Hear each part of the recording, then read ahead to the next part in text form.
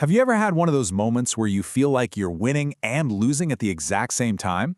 Well, today we're going to dive into a really powerful story about that exact feeling and the transformation that followed. We're going to follow a leader named Marcus Hale, who went from being on the absolute brink of collapse to building this incredible, unstoppable legacy, all by using the principles of the 7 habits. All right, let's jump right in. And this line, man, it just hits the nail on the head. It perfectly captures our guy, Marcus. On the outside, he's this high-powered CEO. He's got the corner office, the booming tech startup. He has everything.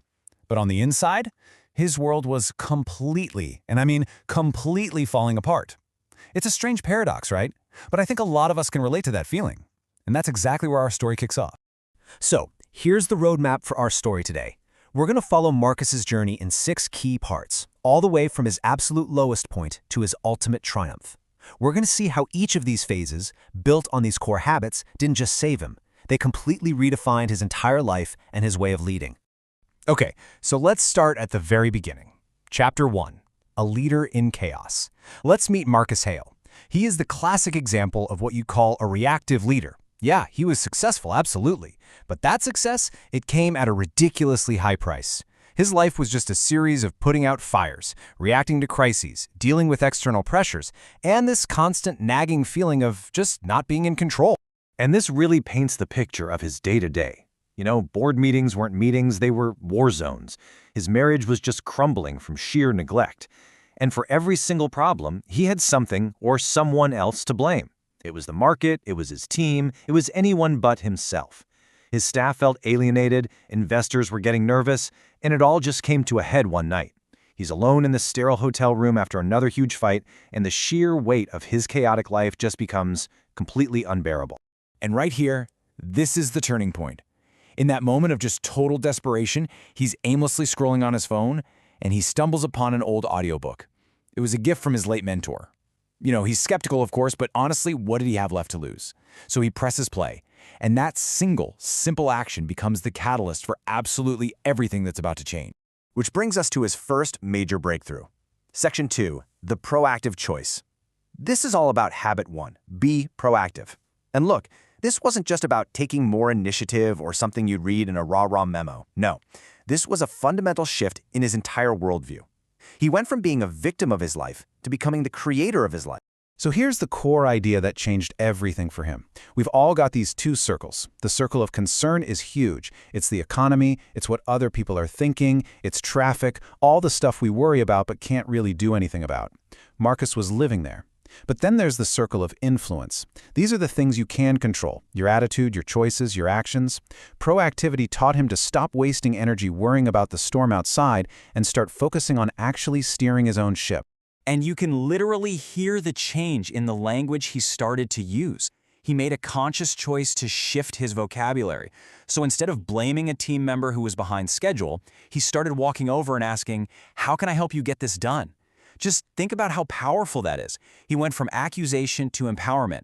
Here's a little challenge for you. Just for one day, try to catch every time you say something reactive and see if you can reframe it as a proactive choice. It's a game changer.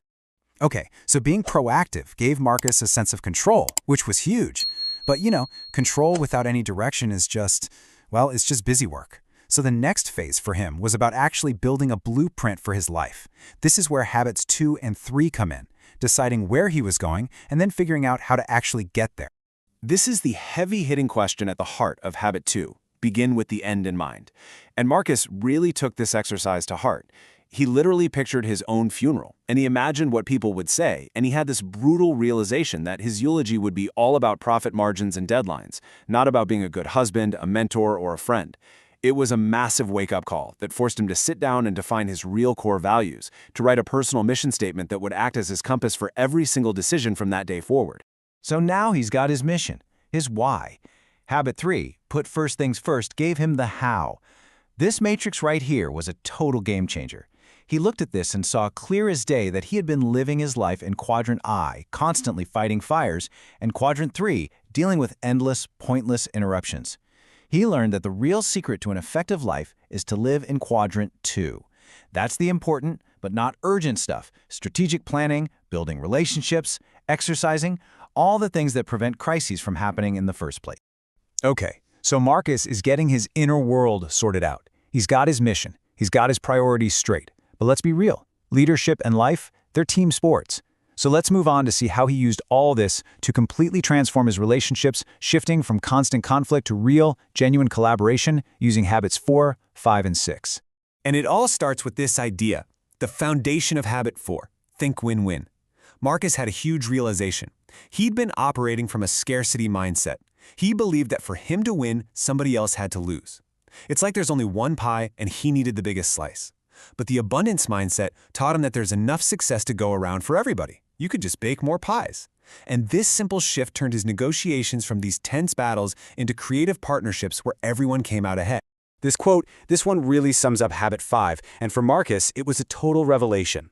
See, he had always listened with the intent to reply. He was just waiting for his turn to talk, to fix the problem, to win the argument. But now, he started practicing what's called empathetic listening, truly, deeply understanding the other person's point of view before even thinking about his own.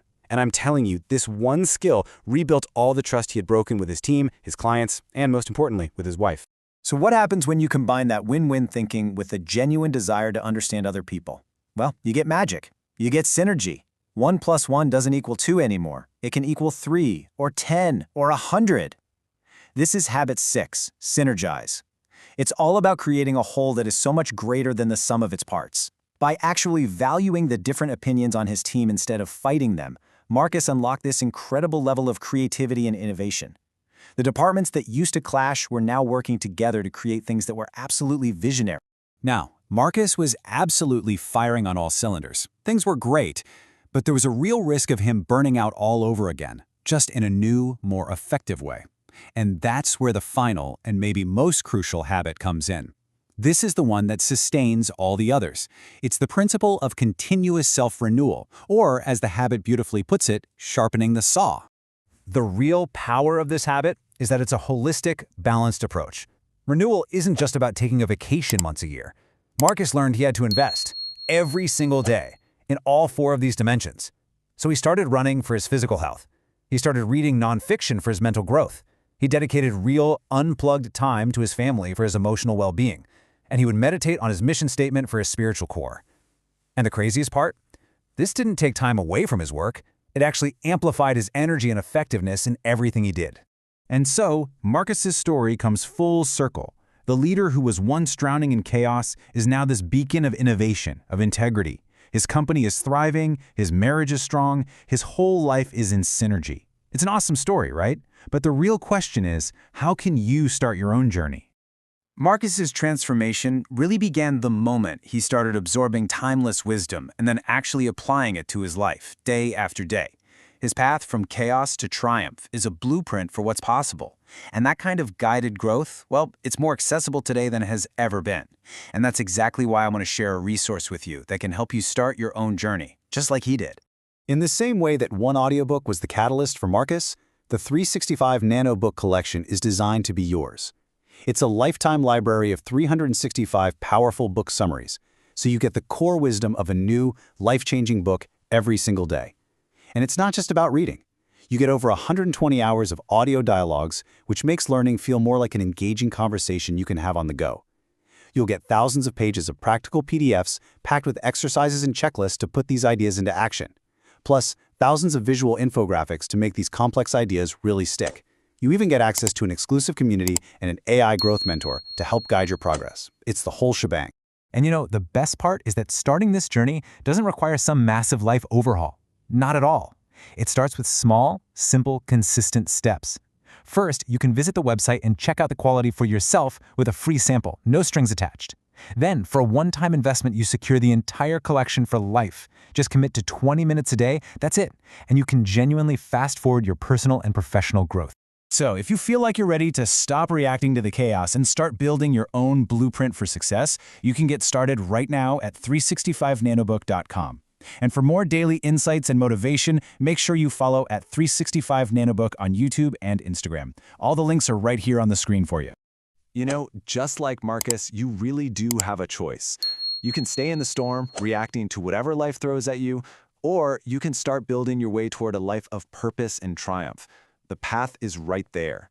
The only question is, are you ready to begin?